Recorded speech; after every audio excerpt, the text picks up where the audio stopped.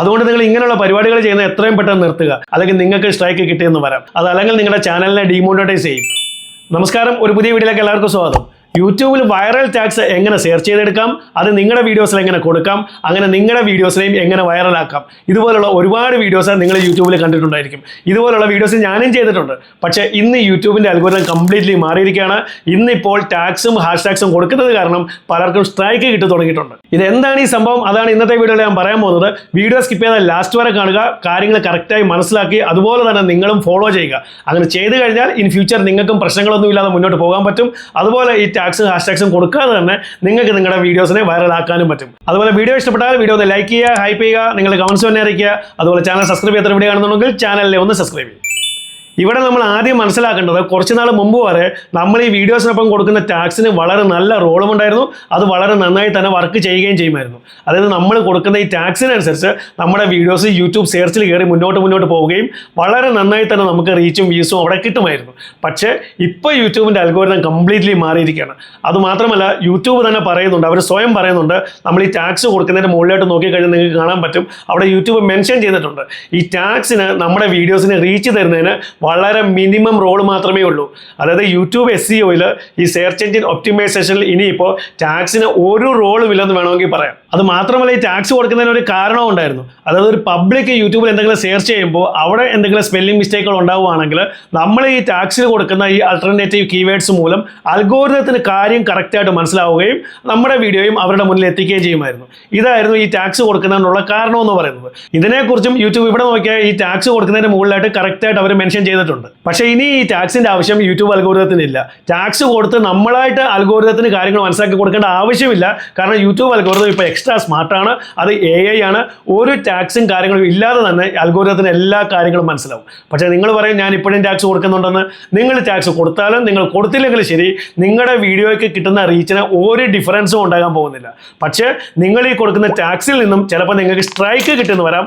അതെന്താണെന്നുള്ളത് ഈ വീഡിയോയുടെ അവസാനം പറയാം. അപ്പോൾ ടാഗ്സിന് വലിയ റോളൊന്നുമില്ല, അത് മനസ്സിലായല്ലോ. അടുത്തതാണ് ഹാഷ്ടാഗ്സ്. നിങ്ങളിൽ പലർക്കും അറിയാം, യൂട്യൂബിൻ്റെ റൂൾ അനുസരിച്ച് ടൈറ്റിലിൽ മാക്സിമം 3 ഹാഷ്ടാഗ്സ് വരെ കൊടുക്കാം. അതുപോലെ ഡിസ്ക്രിപ്ഷനിൽ മാക്സിമം 15 ഹാഷ്ടാഗ്സ് വരെ കൊടുക്കാം. ഇവിടെ ഒരു സീരിയസ് ആയ കാര്യം ഞാൻ പറഞ്ഞിട്ട് മുന്നോട്ട് പോവുകയാണ്. നിങ്ങളിൽ പലരുടെയും വീഡിയോസും ഡിസ്ക്രിപ്ഷൻ ഞാൻ ശ്രദ്ധിച്ചിട്ടുണ്ട്, പലരും വാരി വലിച്ചാണ് ഹാഷ്ടാഗ്സ് കൊടുത്തിരിക്കുന്നത്. ഇതുവരെ നിങ്ങൾക്ക് പണിയൊന്നും കിട്ടിയിട്ടുണ്ടാവില്ല, പക്ഷേ യൂട്യൂബിനെ വിശ്വസിക്കാൻ പറ്റത്തില്ല. എപ്പോഴാണ് നിങ്ങൾക്ക് പണി തരുന്നതെന്ന് പറയാൻ പറ്റത്തില്ല. അതുകൊണ്ട് നിങ്ങൾ കൊടുക്കുന്ന ഹാഷ്ടാഗ്സ്, നിങ്ങൾ കൊടുക്കുന്നുണ്ടെങ്കിൽ നിങ്ങൾ കൊടുക്കുന്ന ഹാഷ്ടാഗ്സിൻ്റെ എണ്ണത്തിൽ നിങ്ങൾ ശ്രദ്ധിക്കുക. യൂട്യൂബിൻ്റെ റൂളിനനുസരിച്ച് മാത്രം കൊടുക്കുക. ബാക്കികളെ കേട്ടതിന് ശേഷം വേറെ കുറേ കാര്യങ്ങളൂടെ ഉണ്ട്. കാരണം ഈ ഹാഷ്ടാഗ്സിന് നമ്മുടെ SEOയിൽ വലിയ റോളൊന്നുമില്ല. നമ്മുടെ വീഡിയോ മുന്നോട്ട് കൊണ്ടുപോകുന്നതിൽ ഈ ഹാഷ്ടാഗ്സും വലിയ ഡിഫറൻസ് ഒന്നും ഉണ്ടാക്കത്തില്ല.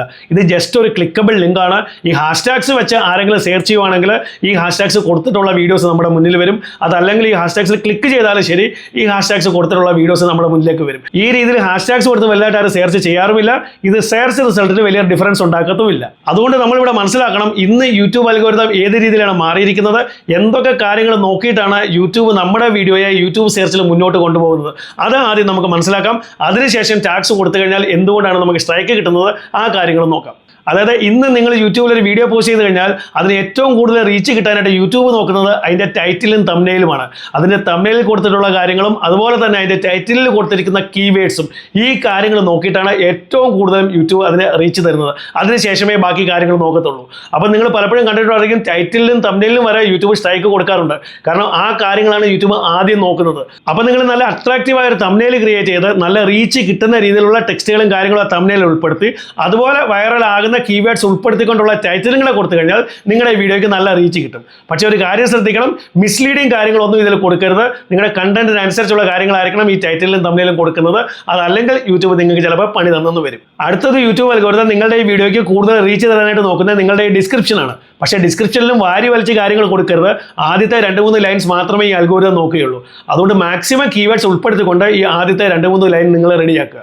അപ്പോൾ യൂട്യൂബ് തന്നെ ഇവിടെ ഡിസ്ക്രിപ്ഷൻ എഴുതിയിരിക്കുന്നതിൻ്റെ റൈറ്റ് സൈഡിലായിട്ട് നോക്കി ഈ ക്വസ്റ്റ്യൻ മാർക്കിൽ ക്ലിക്ക് ചെയ്ത് കഴിഞ്ഞാൽ അവർ തന്നെ പറയുന്നുണ്ട് ഇവിടെ കീവേഡ്സ് ഉൾപ്പെടുത്തിക്കൊണ്ട് നിങ്ങൾക്ക് കാര്യങ്ങൾ കൊടുക്കാവുന്നുള്ളത്. അപ്പോൾ ആദ്യം നിങ്ങൾ നിങ്ങളുടെ ടൈറ്റിൽ തന്നെ കോപ്പി ചെയ്ത് ഡിസ്ക്രിപ്ഷനിൽ കൊടുക്കുക. അതിനുശേഷം സ്ലാഷ് കൊടുത്ത് അടുത്ത 2 ലൈനിൽ മാക്സിമം കീവേഡ്സ് ഉൾപ്പെടുത്തിക്കൊണ്ട് ഈ ഡിസ്ക്രിപ്ഷൻ നിങ്ങൾ കംപ്ലീറ്റ് ചെയ്യുക. അടുത്തത് യൂട്യൂബ് അൽഗോരിതം നോക്കുന്നത് നിങ്ങളുടെ ഈ വീഡിയോ കണ്ടന്റിനെ തന്നെയാണ്. കാരണം കാരണം യൂട്യൂബ് അൽഗോരിതം ഇന്ന് എക്സ്ട്രാ സ്മാർട്ടാണ്, AI ആണ്.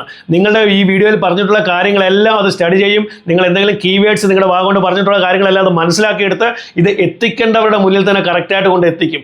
അതുകൊണ്ട് നിങ്ങൾ വൈറലാകാൻ പറ്റുന്ന രീതിയിലുള്ള കണ്ടന്റ്സ് ക്രിയേറ്റ് ചെയ്ത് കഴിഞ്ഞാൽ 100% ഉറപ്പ് അത് കറക്റ്റായിട്ട് യൂട്യൂബ് വൈറലാക്കി തരികയും ചെയ്യും. ഈ 4 കാര്യങ്ങൾ കഴിഞ്ഞിട്ട് പിന്നീട് യൂട്യൂബ് നോക്കുന്നത് നിങ്ങളുടെ ഈ വീഡിയോയ്ക്ക് കിട്ടിയിരിക്കുന്ന ഓഡിയൻസ് റിട്ടൻഷനാണ്. അതായത് ഈ വീഡിയോ ഓടുന്നതിനനുസരിച്ച് എത്ര നേരം ആളുകളെ നിങ്ങൾക്ക് ഈ വീഡിയോയിൽ പിടിച്ചിരുത്താൻ പറ്റുന്നുണ്ട്.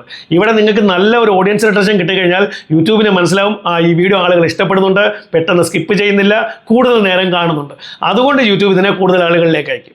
അത് കഴിഞ്ഞിട്ട് പിന്നീട് യൂട്യൂബ് നോക്കുന്നത് നിങ്ങളുടെ ഈ വീഡിയോയിൽ കിട്ടിയിരിക്കുന്ന ലൈക്സ്, ഡിസ്ലൈക്സ്, കമൻറ്റ്സ്, ആ ഒരു എൻഗേജ്മെൻറ്റ്, ആളുകൾ എങ്ങനെ പ്രതികരിക്കുന്നു, ഇതിനെ നോക്കിയിട്ടും യൂട്യൂബ് നിങ്ങളുടെ വീഡിയോ കൂടുതൽ ആളുകളിലേക്ക് അയക്കും. ഈ കാര്യങ്ങൾ മാത്രമേ യൂട്യൂബ് അൽഗോരിതം ഇപ്പോൾ നിങ്ങളുടെ ഒരു വീഡിയോയ്ക്ക് റീച്ച് തരാനായിട്ട് നോക്കാറുള്ളൂ.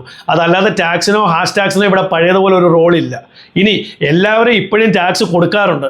പക്ഷേ ഇങ്ങനെ കൊടുക്കുന്ന പലർക്കും ഇപ്പോൾ യൂട്യൂബ് സ്ട്രൈക്ക് കൊടുക്കുന്നുണ്ട്, അതല്ലെങ്കിൽ അവരുടെ ചാനൽ ഡീമോണിറ്റൈസ് ചെയ്യുന്നുണ്ട്.